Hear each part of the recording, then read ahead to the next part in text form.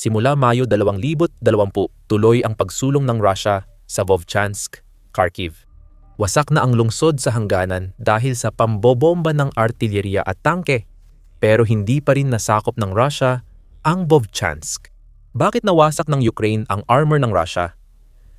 Nagmartsa ang mga tropa ni Putin patungong kamatayan sa Vovchansk dahil ayaw ng Kremlin tanggapin ang pagkatalo. Hindi mo malalaman ito kung naniniwala ka sa Russia at paulit-ulit nitong sinasabing matatalo na ang Ukraine. Gusto ng Russia na maniwala ka roon. Gumugulong ang mga tangke nila sa mga lungsod, winawasak ang Ukraine, at iniiwan itong wasak para kay Putin. Hindi naman talaga gumagalaw ang mga tangke sa Vovchansk. Ganon din ang mga armored vehicles ng Russia. Ayon sa Euromaidan Press, hindi nakapaglunsad ang Russia ng kahit isang epektibong mekanisadong pag-atake laban sa depensa ng Ukraine sa lungsod ng Kharkiv mula pa noong tag-init ng 2025. At ang dahilan dito ay napakasimple. Naubos na ang armor ng Russia. Ang natira na lang sa direksyon ng Vovchansk ay ang mga iniwang sasakyan na iniwan ng mga puwersa ng Russia matapos silang matalo. Sa kamay ng Ukraine at mga drone nito, babalikan natin ang epekto nila mamaya. Unahin muna natin ang sitwasyon sa Vovchansk ngayon. Itinigil na ang mekanisadong pag-atake. Nakaasa na lang ang Kremlin sa maliliit na infantry group sa lungsod. Palihim ang mga grupong ito at kayang mag-infiltrate. Gayunpaman, bawat tagumpay nila sa teritoryo ng Ukraine ay may malaking kapalit. Kaya lumilitaw ang tanong, bakit maliliit na unit ang ipinapadala? Baluktot ang luhika ng Rusya sa Vovchansk at hindi lang ito dahil sa kakulangan nila ng armor.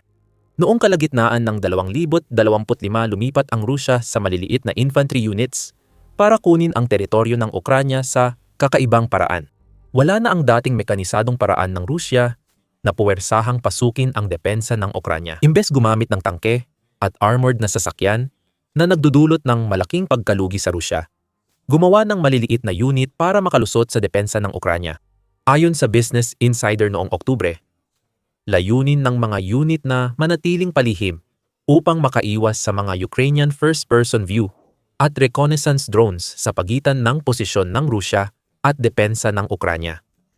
Ginagabayan din ang mga infantry ng Rusya ng mga drone. Dahan-dahan silang gumagapang sa frontline, umaasang makakakita ng butas sa depensa ng Ukranya. Kapag nahanap ng infiltration team ang mga puwang, palihim silang dumadaan at nagtayo ng posisyon sa likod ng kalaban. Layuning mapanatili ito hanggang dumating ang karagdagang puwersa at magdulot ng kaguluhan sa likuran ng Ukranya. Ayon kay Artem, dating Deputy Commander ng ika-3 Assault Brigade ng Ukranya, matalinong estratehiya ito. Sinabi niya sa Business Insider noong Oktubre, madalas gumamit ng mga tolda at likas na taguan ang maliliit na unit ng mga sundalong Ruso para itago ang kanilang mga posisyon. Kapag gumagalaw sila, tanging sa mga direksyong itinuro ng kanilang mga komandante lang sila pumupunta. Nagpapahinga ang tropa. At kapag ligtas na ang ruta, sinusubukan ng Rusya magpadala ng dagdag. Ang problema para sa Rusya ay halos palaging natutuklasan ng mga drone ng Ukraine ang mga sumisingit na ito, alinman kapag nakarating na sila sa likod ng mga linya ng depensa o bago pa man. Kailangang ilihis ng Ukraine ang kanilang pagsisikap laban sa sumisingit at kadalasan, nalilipol ang mga tropang Ruso. Pero bahagi lang ito ng plano ng Rusya. Walang pakialam si Putin sa kapalaran ng kanyang maliliit na unit ng impanterya. Nahuhuli sila sa akto at nasisira, kaya napipilitang ilihis ng Ukraine ang atensyon at gumastos ng bala. At kung hindi mahuli ang mga unit, may pagkakataon talaga ang Russia na makausad. Ayon sa Forces News, may mga sundalo ng Russia na nagpepper-feedy o nagdadamit sibilyan para hindi sila madaling makita ng Ukraine, na itinuturing na krimen sa digmaan. Nilalabo ng mga palihim na sundalong Ruso ang hangganan nila sa mga sibilyang Ukrainian para makapag-ambush at maloko ang mga sundalong Ukrainian na paputukan ang sarili nilang kababayan. Gaya ng sinabi namin, may baluktot na luhika sa paraan ng ginagawa ng Russia sa mga lugar tulad ng Vovchansk. Ang problema para sa Russia ay hindi na gumagana ang mga maliliit na unit na ito at malalaman mo kung bakit maya-maya lang. Patuloy ang hindi masyadong epektibong pag-atake ng maliliit na unit ng Russia sa Vovchansk. Noong Pebrero 2 napansin ng Ukrinform na naglunsad ang Russia ng 11 pag-atake sa timog Slobozhanshnya, kabilang ang Vovchansk. At may dahilan kung bakit madalas umatake ang Russia. Kahit na napilitan na silang gumamit ng mga sundalong palihim na naglalakad papasok, na nauuwi lang din sa kanilang tiyak na kamatayan. Gusto ni Putin ang Vovchansk at itutulak niyang sakupin ito ng Russia. Pero hindi ito ang pinakahalatang target niya kahit bumabagsak ang kanilang hukbo. Dahil nakabase sa Kharkiv, ang lungsod ay nasa hilagang hangganan ng Ukraine, malayo sa labanan sa Donetsk. Tunay na target ni Putin ang oblast na iyon. Nais niyang sakupin ang Donetsk at Luhansk para mapasakamay ng Russia ang buong Donbas. So panggulo lang talaga ang pag-atake sa Vovchansk, tama? Oo, pero hindi para sa Russia.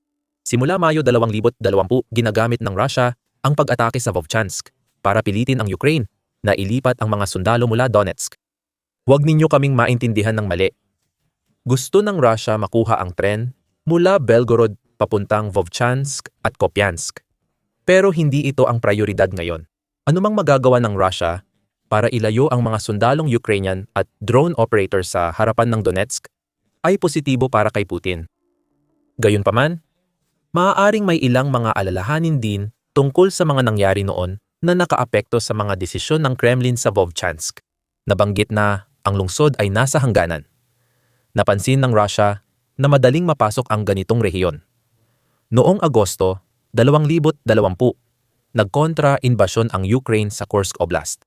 Tumagal ng buwan at libu-libong sundalo sa Russia bago napaalis ang maliit na grupo ng mga Ukrainian sa Kursk.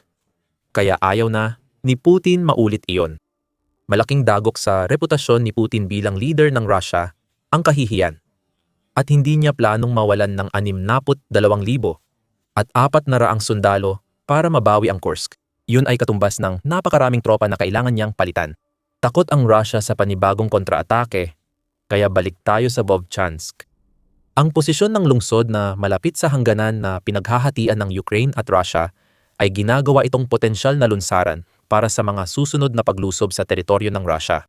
Ayon sa The New Voice of Ukraine, umaasa ang Russia na gagamitin ang Vovchansk bilang buffer zone sa pagitan ng Russia at Ukraine pagsapit ng Hunyo 2025 para hindi magaya ng tropa ng Ukraine ang ginawa nila sa Kursk at Belgorod.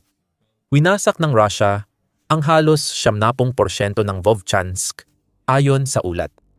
Ipinaliwanag ni Major Taras Berezovets ng Ukrainian Territorial Defense Forces ang estratehiya ng Russia sa The New Voice of Ukraine. Tinawag lang naming pamayanan ito dahil wala pang 10% ng mga tirahan ang natira, ayon kay Major. At ipinapakita lang ito ang ganap na kriminal na taktika ng paggawa, inuulit ko, ng isang buffer zone. Kasama dito ang pagsira ng lahat, tulad ng sa Bakhmut at Solidar. Noong opensiba ng kalaban noong 2023, may mga dahilan kung bakit patuloy inaatake ni Putin ang Vovchansk, kahit hirap na ang kanyang mga tropa na kulang sa armor at napipilitang lumusob ng naglalakad. Malayo ang realidad ng Rusya sa imaheng gusto ni Putin na sila ay isang di matatalong mananakop. Sinira ng mga drone ang armor ng Rusya sa Vovchansk at ngayon tinatarget na nila ang mga sundalong pumapasok. Bago tayo magsimula, pinapanood mo ang The Military Show. Mag-subscribe ka na ngayon para mapanood agad ang lahat ng aming video paglabas nito. Balik sa Ukraine drones, malinaw na gusto ng Rusya ang Vovchansk kahit di ito prioridad. Ngunit halos imposible para sa Rusya na sakupin ito kahit wasak na. Hindi na ito kayang magsagawa ng mekanisadong pag-atake. At mas matagal na mula noong huling ganoong atake ng Rusya kaysa akala mo. Sa panayam sa Army Television Ukraine sa YouTube, ibinunyag ng Communications Officer ng ika-57 Motorized Infantry Brigade ng Ukraine, Ruslana Bodan, ang grabing sitwasyon ng armor ng Rusya sa Vovchansk. Ayon kay Bodan, imposible na ang mekanisadong pag-atake mula noong tag-init o huling subok nila rito. Noong tag-init, huling sinubukan ng Rusya gawing buffer zone ang Vovchansk. Pero hanggang ngayon, hindi pa rin nila nagagawa. Ayon kay Bodan, mahigit 6 na buwan na ang nakalipas. Pinipigilan ng mga drone kaya hindi epektibo ang sasakyan dito. Ang mga BTR, wala ring silbi ang mga iyon sa paggalaw ng mga infantry at pati na rin ang mga kotse.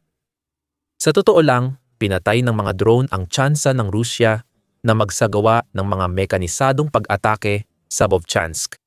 Sa isang artikulo noong Pebrero 2, tinawag ng United 24 Media ang epektibong paggamit ng Ukraine ng mga drone bilang remote-controlled revolution. Ayon sa ulat ng outlet, napilitan ang Rusya na iwanan ang kanilang mga tangke dahil sa mga sitwasyong tulad ng sa Vovchansk. Dahil sa lumalalang sitwasyon sa Rusya, hinihikayat ng mga analyst ang pagbabago sa doktrinang militar. Sabi ng Defense Express, panahon na para kalimutan na ang tangke ang gulugod ng opensiba ng Rusya. Ayon sa mga analysts, dapat habulin ng Rusya ang Ukraine sa teknolohiya, lalo na sa walang tauhang sasakyan, dahil nagiging madaling target ng first-person view drone ng Ukraine ang mga tangke at armored vehicle. Ang mga numero ay nagsasalita na para sa kanilang sarili. Mayroon tayong dalawang set ng numero, isang set mula sa 1,900 at 45 outlet, at isa pang set na galing mismo sa Ukraine. Sabi ng una, nawalan ang Kremlin ng 4,300 tangke at 8,700 armored infantry fighting vehicles dahil sa digmaan ng Rusya laban sa Ukraine. Malinaw na hindi lang ito sa sektor ng Vovchansk, kundi sa buong digmaan ang mga pagkaluging ito. Gayunpaman, nagbibigay ito ng ideya kung ano ang sanging nangyari sa Rusya sa Vovchansk, kaya napilitan silang gumamit ng mga opensiba na puro infantry lang sa lungsod. Sa mga pamilyar sa datos ng Ukraine, baka mukhang mababa ang 1,900 at 45 kahit malaki pa rin ito. Kinuha ng outlet ang datos nito mula sa Oryx, isang open source platform na binibilang lang ang pagkawala kung may litrato o video bilang ebidensya. Nagbibigay din mismo ang Oryx ng disclaimer na ang totoong bilang ng mga kagamitang Ruso na nawasak o nawala ay mas mataas kaysa sa kaya nilang itala. Ipinapakita nito na libo-libong tangke at armored vehicles ang nawasak sa Ukraine. Kaya dito pumapasok ang Ministry of Finance ng Ukraine. Ayon dito, mahigit 11,600 tangke at halos 24,000 armored vehicles na ang nawala sa Russia mula nang simulan ni Putin ang pananakop.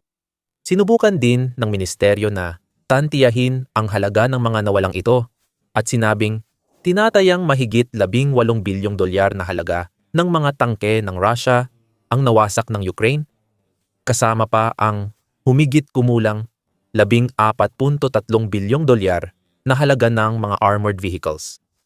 Hindi tiyak paano sinusukat ng ministeryo ang pagkalugi ng Russia. Pero ayon sa Oryx, kahit pesimista, dapat isipin na nasa gitna ng kanilang pagtataya ang lawak ng pagkalugi ng Russia. At ayon sa mga bilang ng Ukraine, aabot pa rin ito sa libo-libo, kung hindi man 10,000 ng mga unit ng armor na nawasak sa loob ng 4 na taon. Naging malinaw kung bakit wala ng tangke o armadong sasakyan ang Russia para sa pag-atake sa Vovchansk. Ang paglipat ng Russia sa mga opensibang puro infantry ay resulta ng malalaking pagkalugi.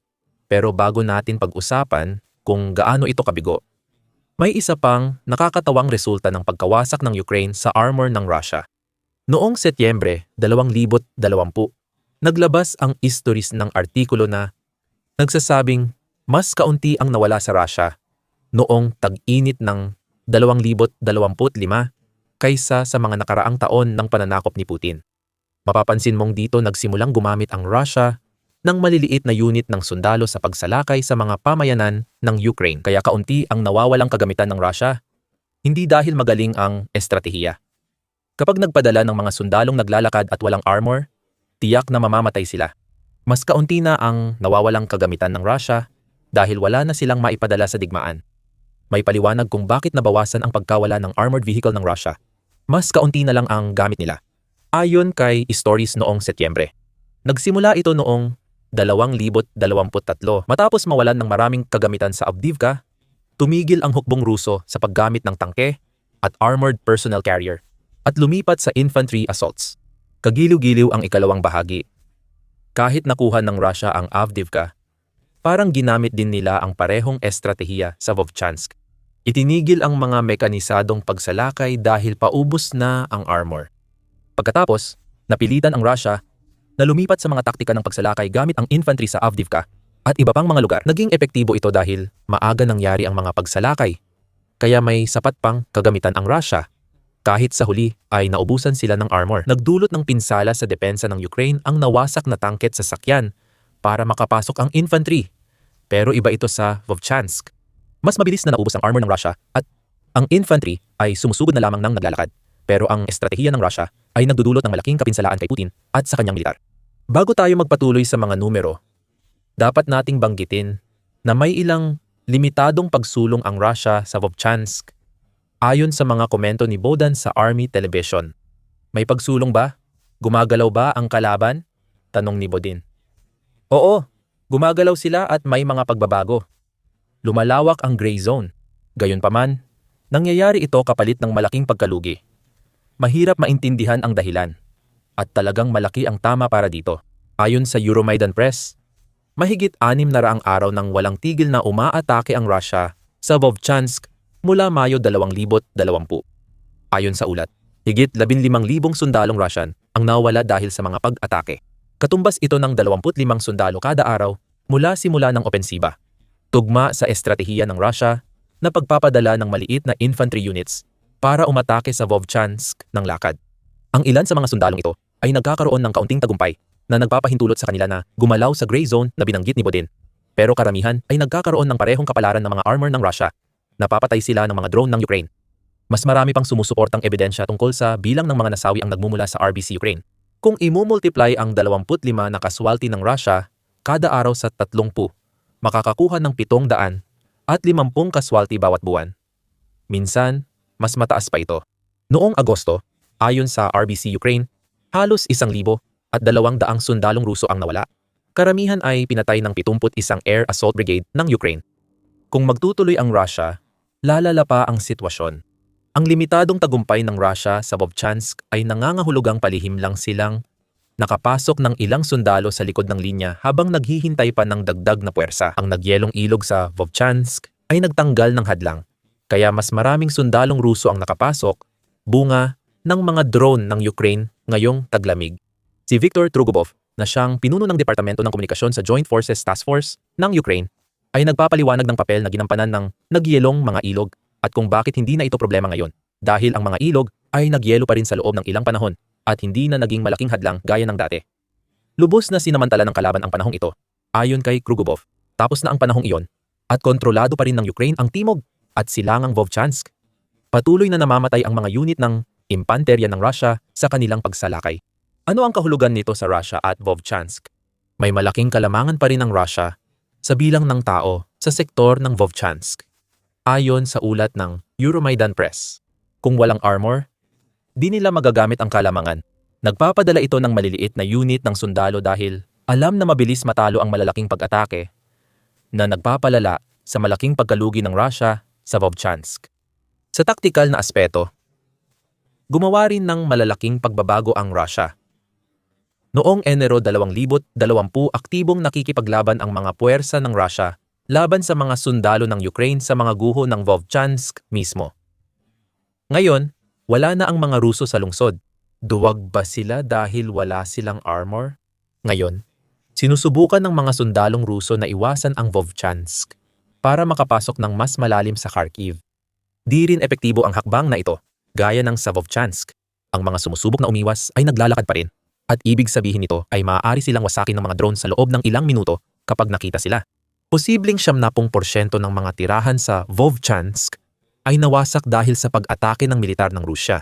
Pero ang tapang at galing ng mga nagtatanggol sa lungsod ay patuloy na matatag at ang tanging magagawa ng Rusya ay pilitin ang mga lalong nanghihinang sundalo na salakayin ang isang lungsod na wala na roon para agawin. Mas malala pa, hindi na maaasahan ng Rusya ang taglamig. Ang natunaw na nagyelong ilog sa Vovchansk ay naging sagabal sa puwersa ni Putin. Sa ibang bahagi ng Ukraine, ang tinatawag na alamat na general ng taglamig ay nagdudulot ng kasing tinding pinsala sa opensiba ng Rusya, gaya ng ginagawa ng Ukraine mismo. Alamin pa kung paano ang isang panahon na matagal nang nagsilbi sa Rusya ay ngayon ay bumaliktad laban kay Putin sa aming video. At kung nagustuhan mo ang video na ito, siguraduhin mag-subscribe sa The Military Show para sa mga karagdagang update tungkol sa mga nangyayari sa Vovchansk at sa mas malawak na rehiyon ng Kharkiv. At maraming salamat, gaya ng dati, sa panonood.